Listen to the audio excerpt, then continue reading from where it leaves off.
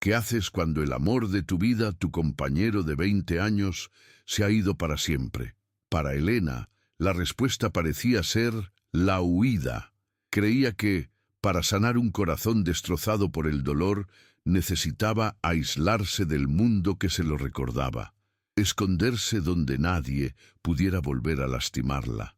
Cambió la ciudad, los recuerdos y cualquier posibilidad de un nuevo comienzo por una granja abandonada, lejos de todo y de todos. Pero lo que ella no sabía, y lo que esta historia les demostrará, es que el silencio que buscaba con tanta desesperación tenía un sonido ensordecedor, el de la soledad absoluta. Las noches en aquella granja fueron una pesadilla escalofriante hasta que el destino, irónicamente y con desesperación, llamó a su puerta en la forma de un joven viudo y sus 2 hijos pequeños, tan perdidos como ella. El final de esta historia te sorprenderá de una forma que jamás imaginaste.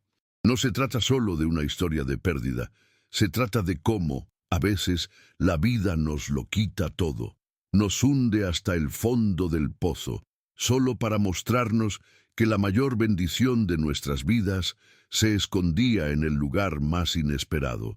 Es una historia que demuestra que el amor sí puede sanar hasta las heridas más profundas, y que una familia puede reconstruirse a partir de las cenizas de 2 tragedias. Si tú, como yo, crees en el poder de las segundas oportunidades y en las historias conmovedoras de superación personal, te pido que hagas una cosa ahora. Suscríbete a este canal, dale a me gusta para ayudarnos a continuar y comenta ahora con la ciudad desde donde nos ves, para que sepamos hasta dónde llega nuestro mensaje de esperanza. Elena tenía 42 años, pero en las últimas semanas se sentía como si hubiera vivido 100. Casada durante 20 años con el único hombre al que había amado. Ahora se enfrentaba al silencio ensordecedor de la casa que habían compartido. Era una buena mujer, conocida por su amabilidad, por tener siempre una palabra de consuelo. Pero ahora era ella quien necesitaba consuelo, y el mundo parecía haberse quedado en silencio.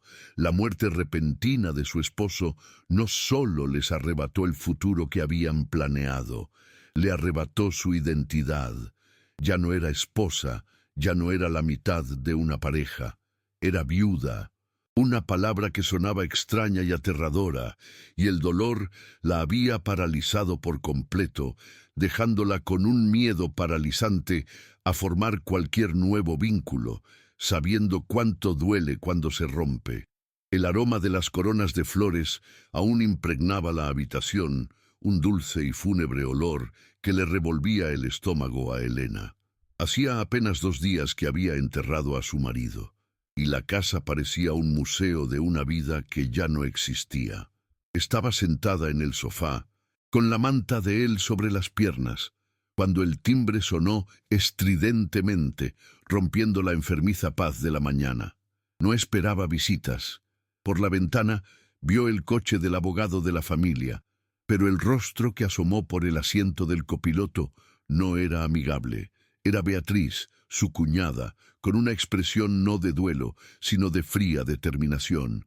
Vestía de negro, pero sus ojos brillaban con una energía que le heló la sangre a Elena. Beatriz nunca había soportado a Elena. A sus 45 años se le notaba la amargura, una envidia que apenas se molestaba en disimular. Para Beatriz, Elena le había robado a su hermano y había vivido la vida perfecta que le correspondía. Ahora, con su hermano muerto, Beatriz vio su oportunidad. Entró en la casa sin pedir permiso, seguida por la abogada, que llevaba un maletín de cuero desgastado. «Elena», dijo con voz carente de compasión, «tenemos que arreglar el papeleo. Y rápido». Elena, aún aturdida por el dolor, asintió sin comprender la urgencia ni la hostilidad que flotaba en el aire como humo. El abogado se aclaró la garganta y empezó a hablar en términos legales que sonaban a otro idioma. Pero Beatriz fue más directa. Arrojó una pila de papeles sobre la mesa de centro, esparciendo las cenizas de una vida feliz. La casa, cariño, comenzó Beatriz, con una sonrisa que no le llegaba a los ojos. Nunca estuvo a nombre de mi hermano. Estaba a nombre de nuestro padre, y si, como sabes, papá murió antes de hacer un testamento válido. Con mi hermano fallecido, soy la única heredera legal de esta propiedad. A Elena se le heló la sangre. Miró los documentos, la firma de su suegro, las cláusulas cuya existencia desconocía. La realidad la golpeó como un puñetazo. 20 años de su vida, la casa que había construido, los recuerdos en cada rincón, nada le pertenecía. ¿Qué? ¿Qué está diciendo Beatriz?, tartamudeó Elena, con la voz quebrada por la emoción.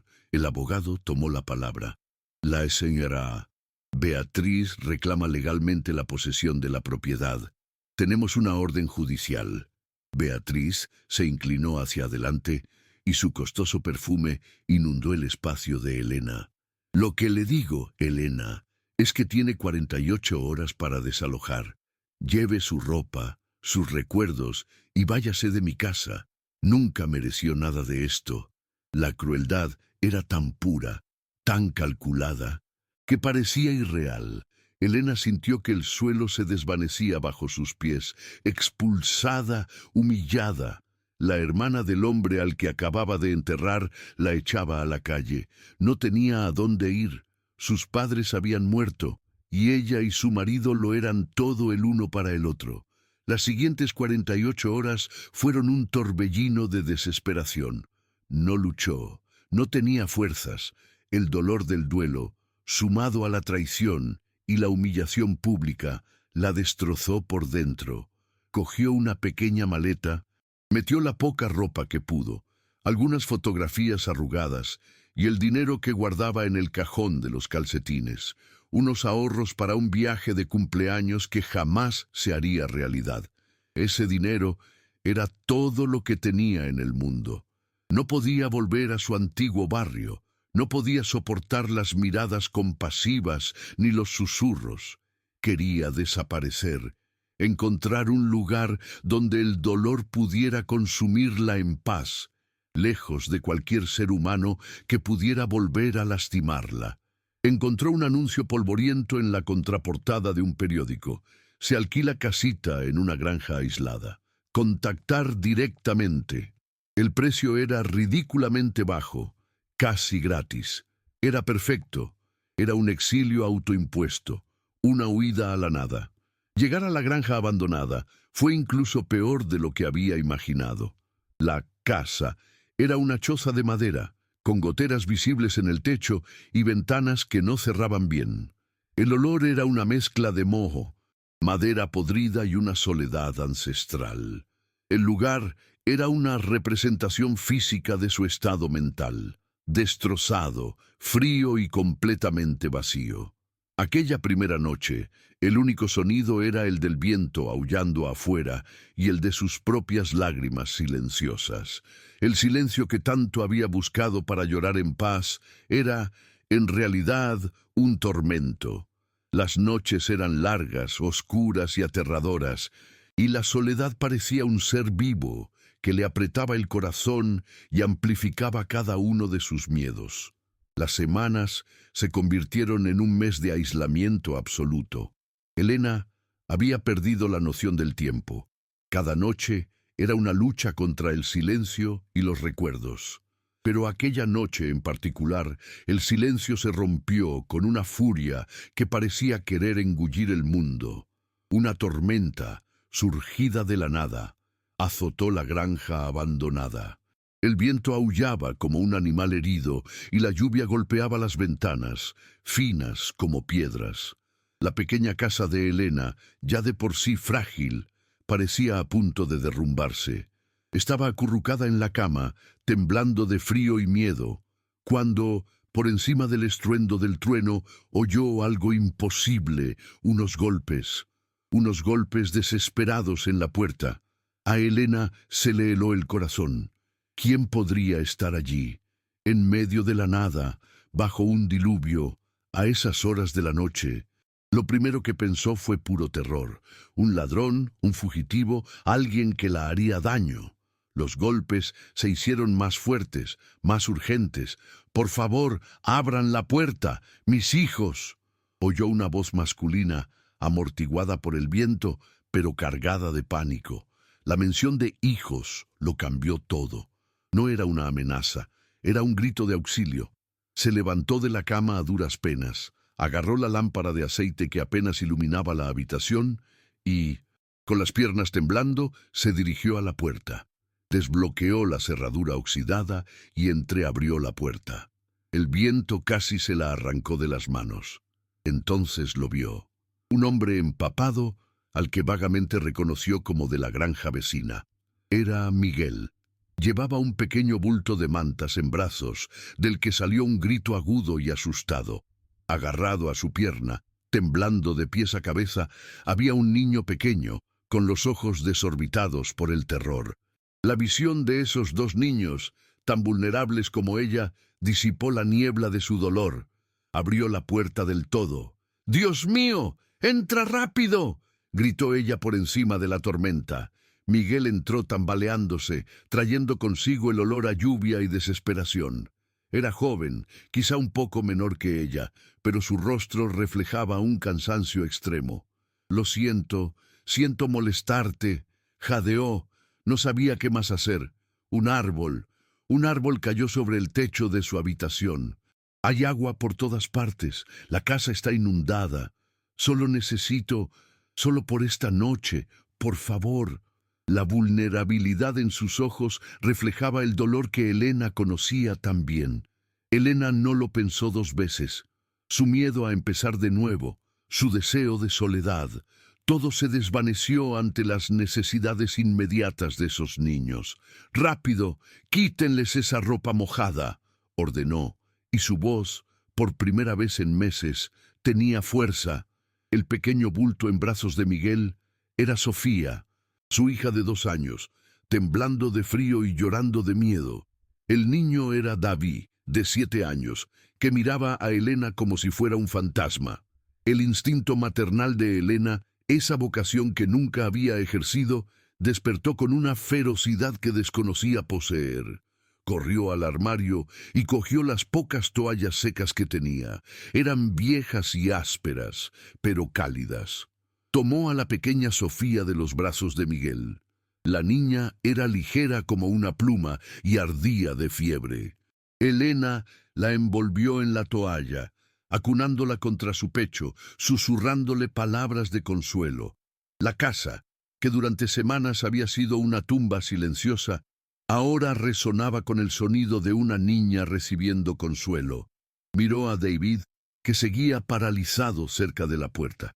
«Ven, cariño, necesitas secarte. Prepararé algo calentito para los dos».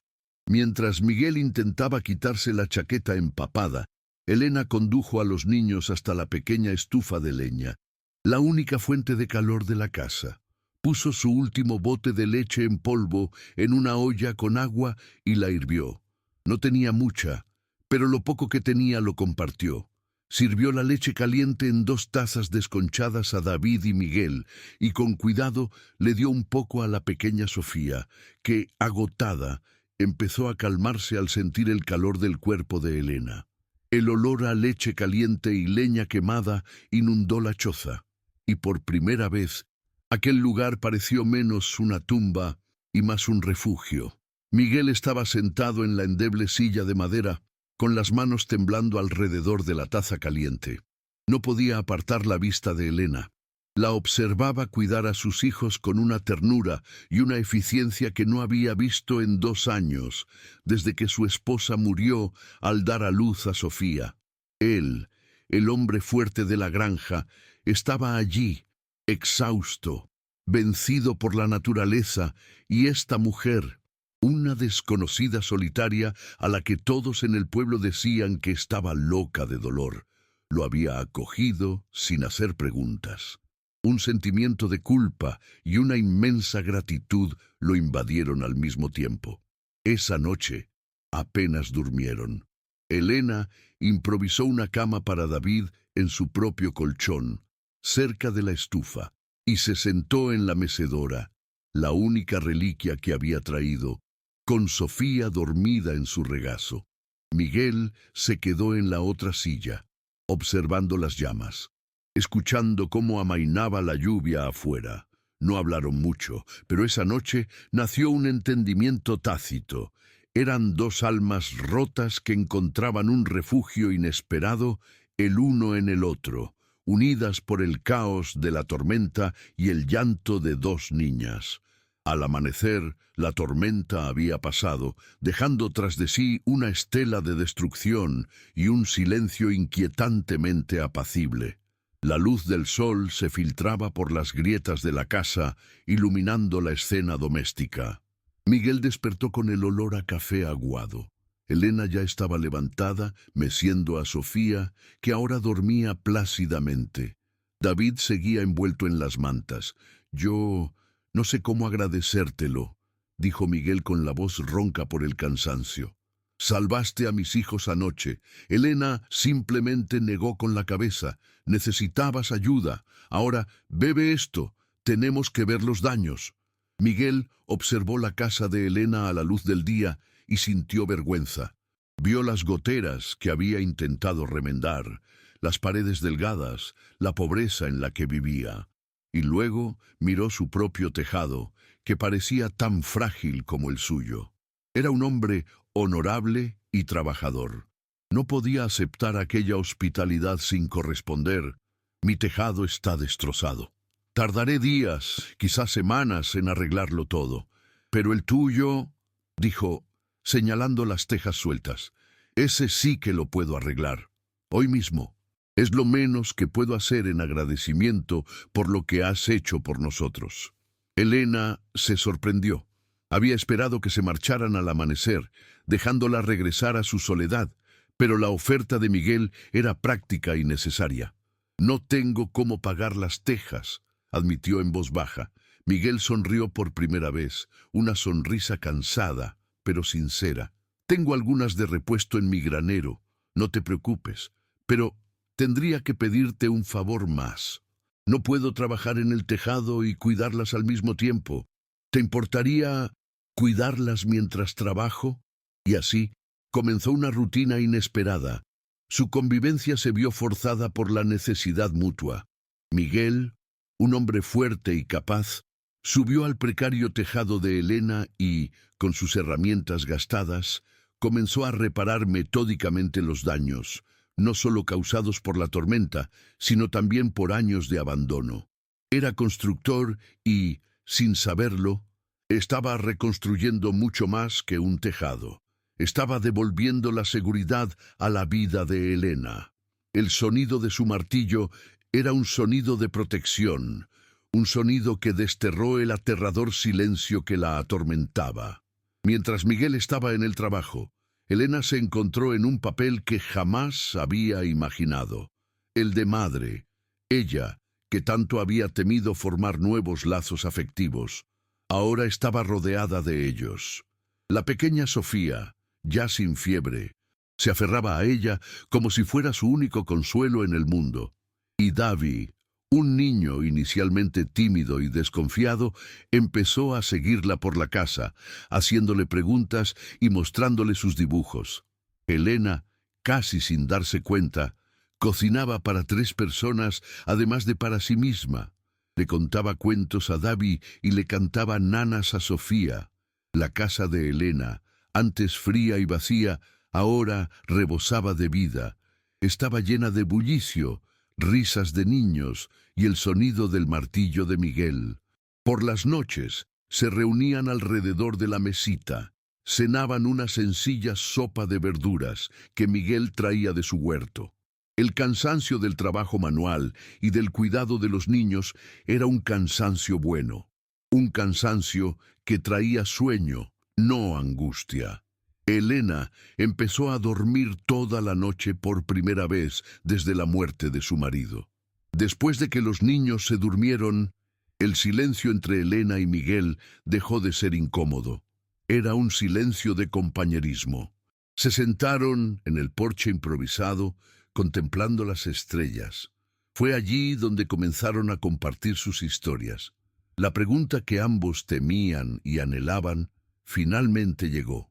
¿Cómo es que una mujer como tú terminó en un lugar como este?, preguntó Miguel en voz baja, sin juzgarla. Y Elena, por primera vez, lo contó todo. Habló de su esposo, del amor que sentían, de su muerte repentina y de la crueldad de Beatriz. Elena lloraba mientras hablaba, y ya no eran lágrimas silenciosas de soledad, sino lágrimas de catarsis. Miguel escuchaba con paciencia, su rostro endureciéndose de ira cuando ella mencionó a su cuñada. Comprendía la injusticia, y entonces le tocó el turno. Habló de su esposa, de cómo soñaba con tener una familia numerosa, de las complicaciones del parto de Sofía. Habló de la culpa que sentía, la culpa de no haberla salvado, y la abrumadora carga de intentar ser padre, madre y agricultor, todo a la vez. Se reconocieron en el dolor del otro. El duelo de Elena se debía a un pasado robado y al miedo al futuro. El de Miguel, al futuro que tendría que afrontar solo, abrumado. No eran dos viudos, eran dos piezas de un rompecabezas de dolor. Y en ese compartir, en esa vulnerabilidad, algo empezó a sanar. La presencia de Elena le dio a Miguel el alivio de saber que sus hijos estaban a salvo y amados. La presencia de Miguel y los niños le dio a Elena un propósito, una razón para levantarse de la cama que no era solo para sobrevivir, sino para vivir. La sanación mutua fue sutil, pero poderosa. Elena volvió a sonreír, una sonrisa pequeña, tímida, pero sincera, sobre todo cuando Sofía aprendió a decir su nombre. Miguel parecía menos agobiado, incluso silbaba mientras trabajaba en el tejado. La granja abandonada se estaba convirtiendo en un hogar. Sin quererlo, estaban construyendo una nueva familia sobre los cimientos rotos de sus vidas anteriores. Lo que ignoraban era que el mundo exterior no los había olvidado.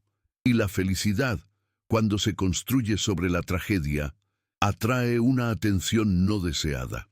Elena terminó de arreglar el tejado, pero Miguel encontró una excusa para arreglar la cerca, y luego la ventana. Elena, por su parte, encontró una excusa para hornear un pastel con huevos de su granja. Buscaban la manera de mantener viva esa simbiosis, pero el pequeño pueblo cercano, a kilómetros de distancia, estaba muy atento. La noticia de que el solitario viudo Miguel pasaba días y noches en casa de la misteriosa viuda loca del pueblo empezó a extenderse como la pólvora. Los rumores eran maliciosos y pintaban a Elena como una oportunista y a Miguel como un tonto. Este rumor, como una semilla venenosa, se extendió rápidamente.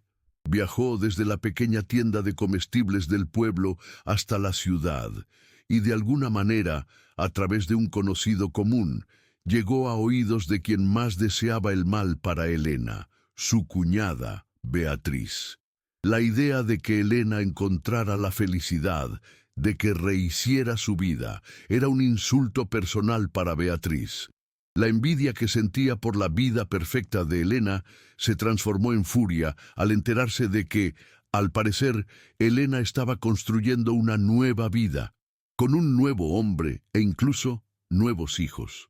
Cegada por la codicia y el rencor, Beatriz vio esta nueva situación no como una bendición, sino como una debilidad que podía aprovechar. Ya no podía demandar legalmente a Elena por la casa, pero sí podía destruir lo único que la reconfortaba, su nueva familia improvisada. Beatriz subió a su lujoso coche y condujo por el mismo camino de tierra que Elena había recorrido en su desesperación. Llegó sin avisar en una tarde soleada, interrumpiendo una escena de pura vida doméstica. Elena estaba en el jardín, enseñándole a David a plantar una semilla, mientras Sofía dormía en un corralito improvisado a la sombra. Así que es verdad. La voz de Beatriz resonó en el aire como un cuchillo helado. Elena se puso de pie de un salto, con el corazón latiéndole con fuerza. El miedo que creía haber superado regresó con toda su intensidad. «Beatriz, ¿qué haces aquí?» Miguel, al oír la extraña voz, salió del granero de Elena, donde estaba reparando una herramienta. Instintivamente se colocó junto a Elena, evaluando con la mirada a la mujer bien vestida y su expresión hostil. «¿Quién eres?», preguntó con voz baja y protectora. Beatriz soltó una carcajada fea y desdeñosa. «Soy de la familia, algo que esta mujer no sabe mantener. Así que eso es todo, Elena. ¿Te fuiste de mi casa para aprovecharte de un hombre enfermo y sus hijos? Eres más ruin de lo que pensaba». La acusación la golpeó como una bofetada. «Eso no te incumbe, Beatriz. Vete», dijo Elena, intentando mantener la voz firme, mientras David se escondía tras ella. Pero Beatriz apenas comenzaba. Tenía un plan. No venía a discutir. Venía a destruir. «Oh, sí, es asunto mío. Es asunto de la sociedad». Se volvió hacia Miguel con una mirada de fingida preocupación. «¿Sabes que esta casa se considera insalubre? ¿Sabes que no tiene la custodia legal de estos niños? Estás poniendo a tus hijos en peligro, viviendo con una mujer inestable, en un lugar que se cae a pedazos». Miguel gruñó. «Esta casa está en reparación, y Elena es una buena mujer». Beatriz asestó el golpe final, el arma que sabía que los destruiría. «Eso es lo que decidirán los servicios de protección infantil». El pánico en los ojos de Elena y Miguel fue instantáneo. «Voy a denunciarlos», dijo, saboreando cada palabra. «Voy a denunciar a Elena por abandono infantil, por mantener a sus hijos en condiciones precarias. Y tú», señaló a Miguel, «perderás la custodia por negligencia, a menos, claro está», hizo una pausa dramática, «de que esa oportunista desaparezca de sus vidas inmediatamente. Les doy 24 horas para que se esfume, o acabaré con ustedes». La amenaza flotaba en el aire, más devastadora que cualquier tormenta. El sonido del motor de Beatriz, que se desvanecía en el camino de tierra, fue reemplazado por un silencio 1000 veces más denso y aterrador que el de la tormenta. Miguel y Elena permanecieron inmóviles en el patio. Su amenaza flotaba en el aire como un gas tóxico. «Servicios de protección infantil». Esas dos palabras eran una sentencia de muerte para la frágil felicidad que apenas habían comenzado a construir. Miguel miró a David, que aún se aferraba al vestido de Elena, y a la pequeña Sofía, que se había despertado con los gritos y ahora sollozaba en su regazo. Beatriz no solo amenazaba a Elena, amenazaba con arrancarle el corazón a Miguel, el de sus hijos. La crueldad del golpe estaba perfectamente calculada, impactándolos en el único punto vulnerable que les quedaba. El pánico se apoderó de Elena. Sintió el amargo sabor de la culpa en el estómago. Ella, que solo quería desaparecer para evitar más sufrimiento, se había convertido en un imán para la desgracia. Un rayo que atraía a la mala suerte. Primero perdió su hogar y su vida. Ahora estaba a punto de hacer que ese buen e inocente hombre perdiera lo único que le quedaba en el mundo. Era tóxica. Era una maldición andante. Los ojos de Beatriz, llenos de ese odio triunfante, ardían en su memoria. «Tiene razón», susurró Elena con la voz quebrada, retrocediendo instintivamente lejos de Miguel y los niños. «No debería estar aquí. Soy peligrosa para ustedes». Antes de que Miguel pudiera protestar, Elena entró corriendo. La choza, que días atrás había sido una tumba y ahora era un hogar, de repente le pareció una trampa. Apretaba con fuerza la misma maleta gastada que había traído hasta allí. Le temblaban tanto las manos que apenas podía doblar las pocas prendas de ropa que tenía. Las lágrimas le corrían por las mejillas hasta la vieja tela. «Elena, ¿qué haces?», preguntó Miguel, siguiéndola, con el terror reflejado en su voz. «Me voy», sollozó, incapaz de mirarlo a los ojos. «Es la única solución. Si me voy, No tendrá motivos para denunciarte. Solo quiere destruirme. Si desaparezco, te dejará en paz. No puedo. No puedo ser la razón por la que pierdas a tus hijos. No podría soportarlo. Miguel se quedó de pie en el umbral, con el pecho oprimido, observándola. Vio su desesperación, un acto de puro sacrificio que lo conmovió profundamente. Vio a la mujer que lo había protegido durante una violenta tormenta, que había cuidado a sus hijos como si fueran suyos, que había traído de vuelta a su vida la risa y el aroma de la comida caliente, ahora preparándose para huir de nuevo a la oscuridad, todo para protegerlos. La idea de regresar al silencio ensordecedor, de volver a ser solo él y los niños, de tener que explicarle a David por qué Elena se había marchado, era simplemente insoportable. Y, bajo el dolor, una ira fría comenzó a crecer. No iba a dejar que esa mujer cruel ganara, no iba a volver a perder. Fue entonces cuando David, comprendiendo perfectamente lo que significaba aquella maleta, echó a correr. Se aferró a la cintura de Elena con todas sus fuerzas, a pesar de sus 7 años. «No, por favor, no te vayas», gritó, con el rostro oculto en su vestido. «Me prometiste enseñarme a cuidar el jardín. No puedes irte, es nuestra casa». Sofía, al ver la desesperación de su hermano, también rompió a llorar, extendiendo sus bracitos hacia Elena desde el regazo de Miguel. «Lena, Lena». El sonido de su nombre, pronunciado por la niña, fue la punzada final en el corazón de Elena.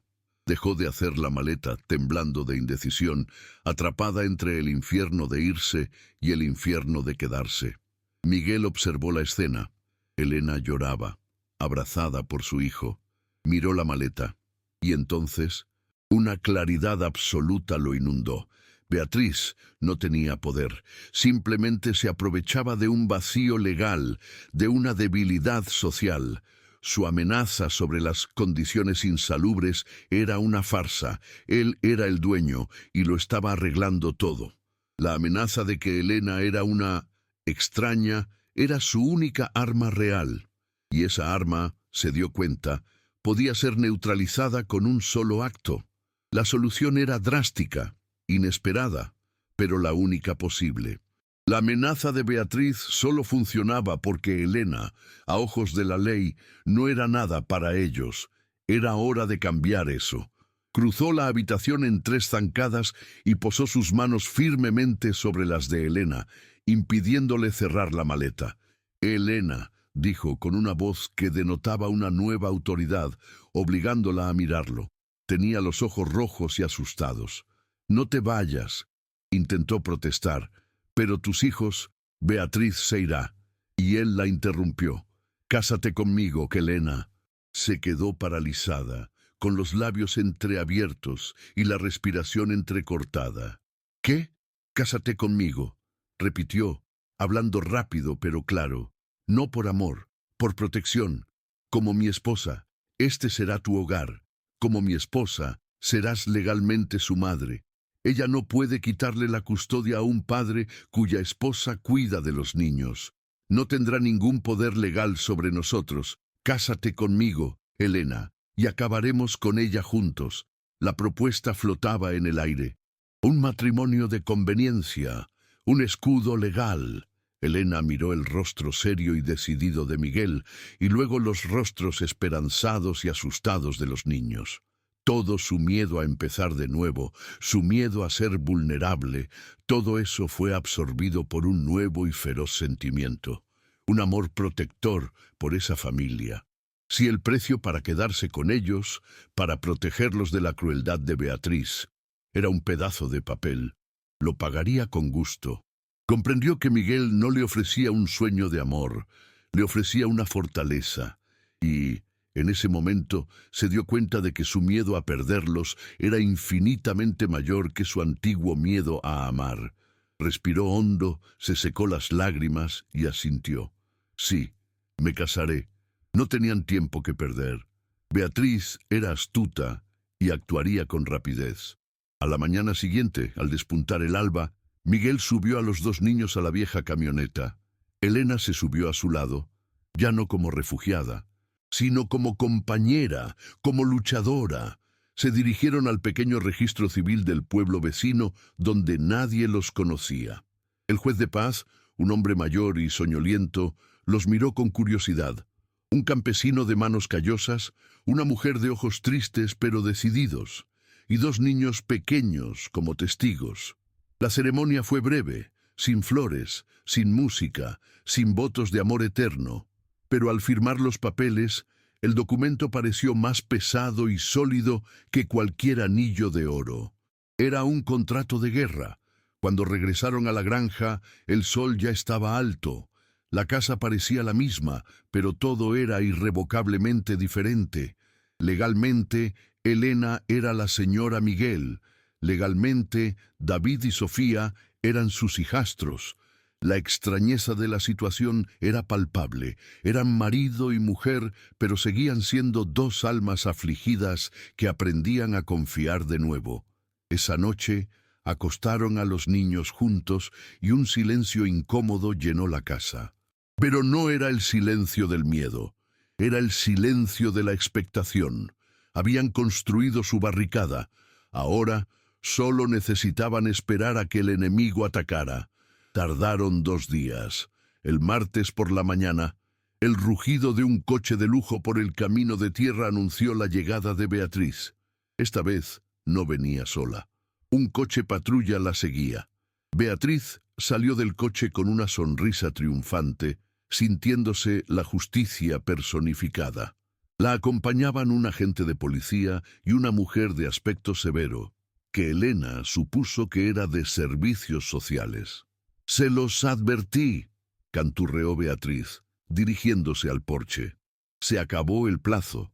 «Señora», le dijo a la trabajadora social, «aquí es donde tienen a los niños en condiciones precarias, con esta mujer inestable».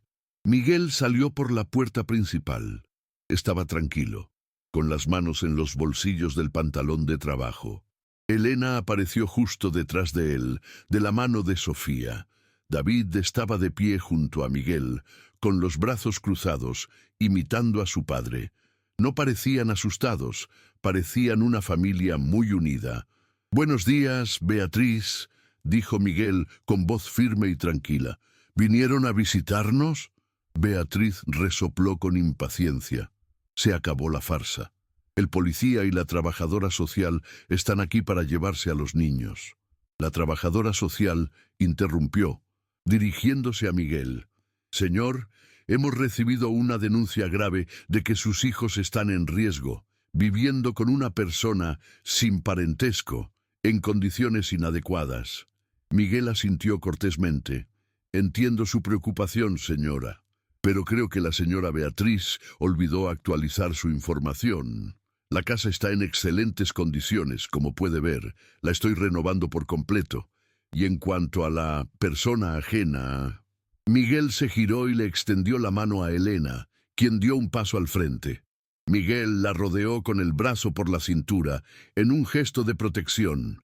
«Me gustaría presentarle a la señora Elena, mi esposa». Sacó el certificado de matrimonio doblado del bolsillo y se lo entregó al policía.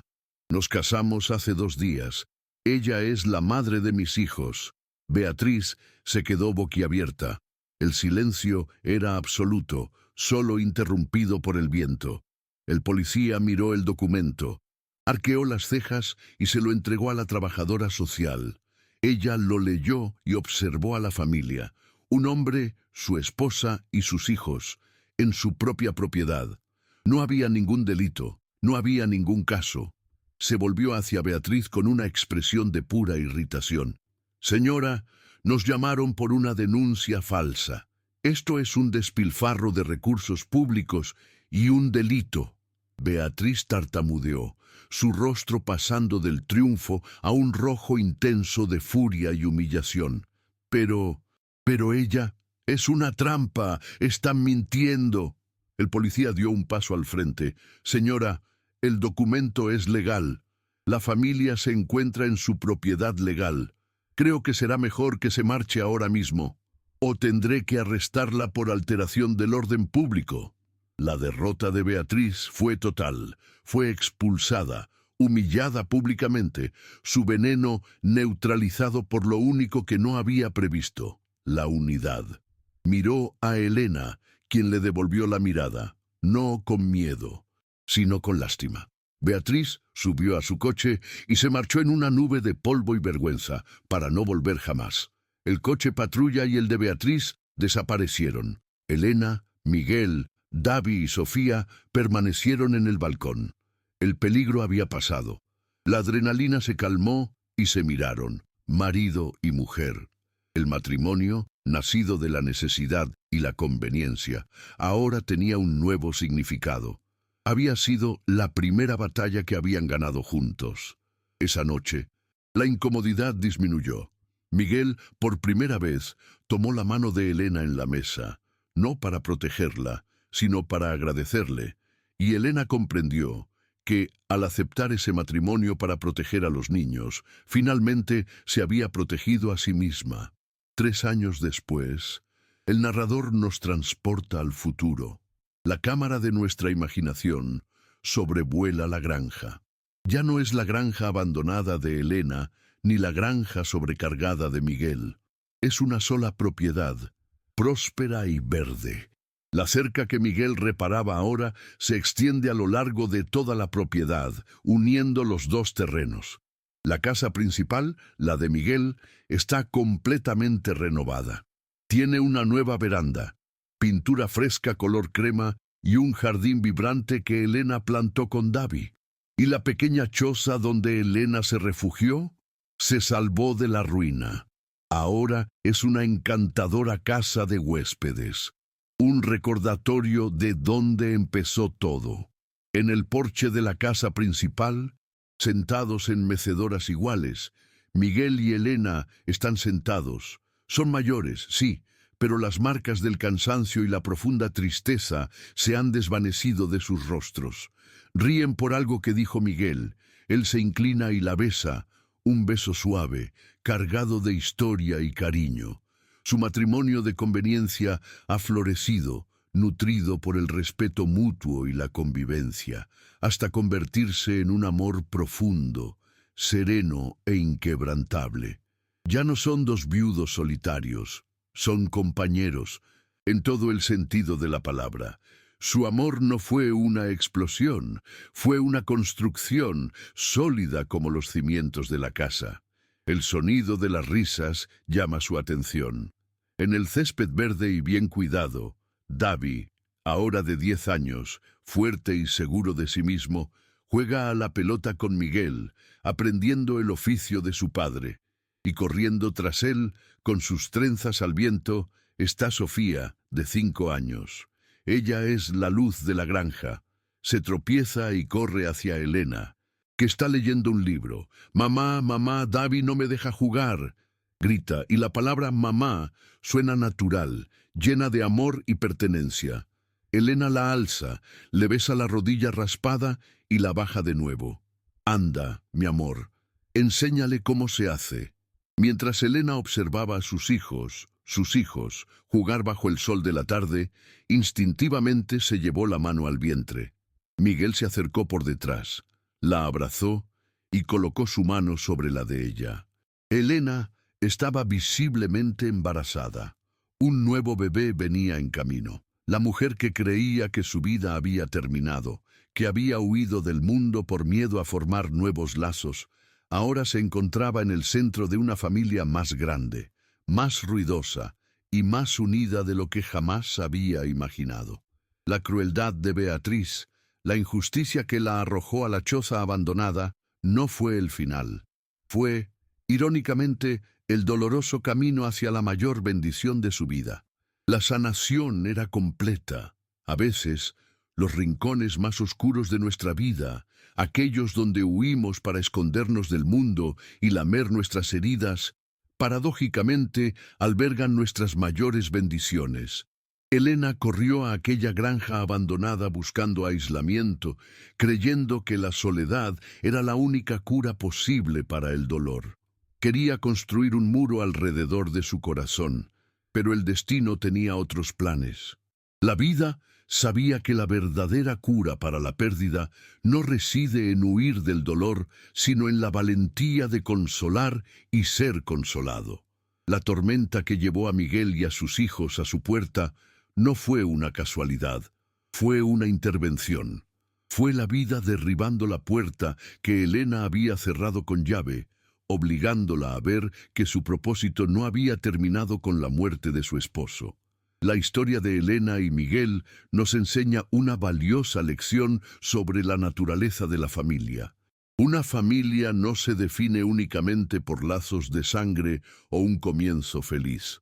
A veces, las familias más fuertes son las que se forjan en la adversidad, construidas a partir de los fragmentos de dos vidas distintas.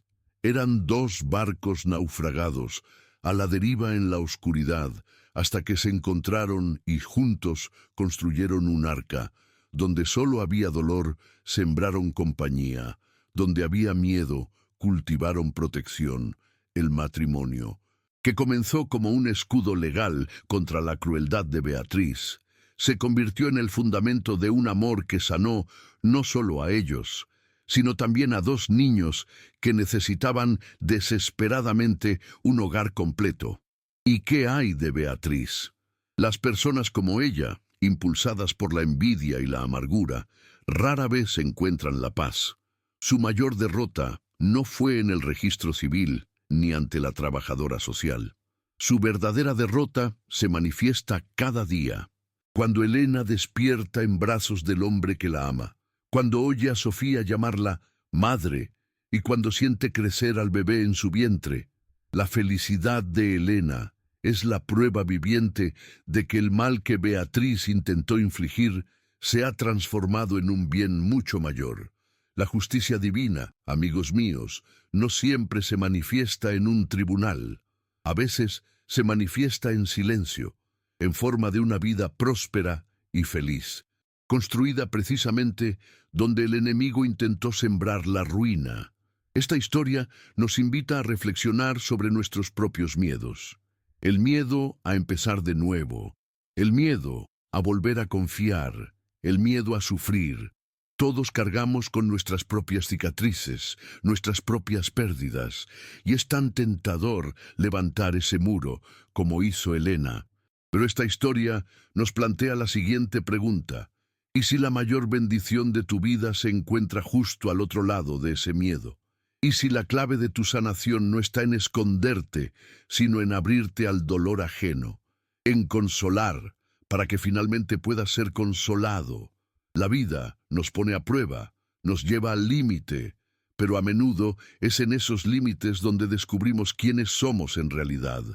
Ahora quiero escuchar tu opinión. Piensa en todo lo que Elena sufrió, desde la humillación de ser expulsada de su casa hasta las amenazas de Beatriz contra los niños. ¿Qué harías tú en su lugar? ¿Habrías tenido el valor de aceptar el matrimonio de conveniencia de Miguel para proteger a esa familia, incluso con el corazón destrozado por el dolor? ¿O crees que el miedo y el dolor te habrían vencido y te habrías marchado para protegerlos, como ella casi hizo? Deja tu opinión sincera aquí en los comentarios, porque tu perspectiva es la parte más importante de nuestra conversación. Si esta historia de superación y la fortaleza de una nueva familia te conmovió y te hizo creer en el poder de las segundas oportunidades, ayuda a este canal a seguir compartiendo historias como esta. Dale me gusta ahora mismo, ya que esto nos ayuda a llegar a más personas que necesitan un mensaje de esperanza. Y por supuesto, si aún no te has suscrito, suscríbete y activa la campanita para no perderte nada. Si te conmovió la historia de Elena, haz clic en el video que aparece aquí al lado para conocer la impactante historia de la mujer que fue traicionada por su propia hermana el día de su boda y la silenciosa venganza que preparó años después. No lo creerás,